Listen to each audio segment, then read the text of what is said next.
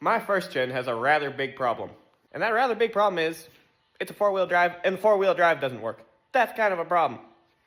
Now in these trucks, well, okay, so this is an 87 with, I think it's a Dana 44 or an oddball size Dana 60. I'm not exactly sure, I don't really care.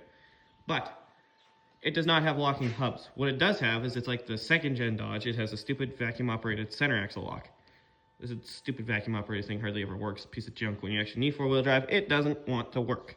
So what I have to fix that is I bought this cable kit to get rid of that. Now, this is not anything fancy. There are kits that are like 300 bucks. This was 65 bucks on Amazon.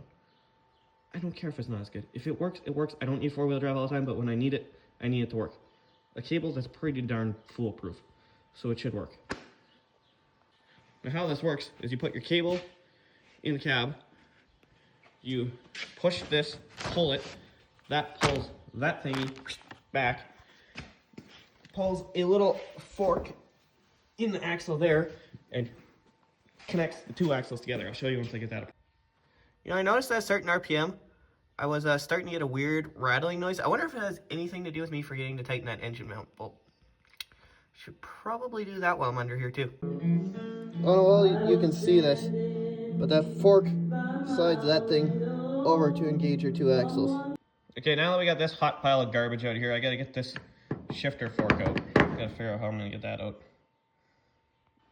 Okay, once you get that out, then you gotta hook it all into here. Which, before I do that, I should run the cable. That could be really smart. Okay, it's a while later now. Knobs installed. That's front axle in, front axle out. Pretty self-explanatory. And right down there's the little thingy.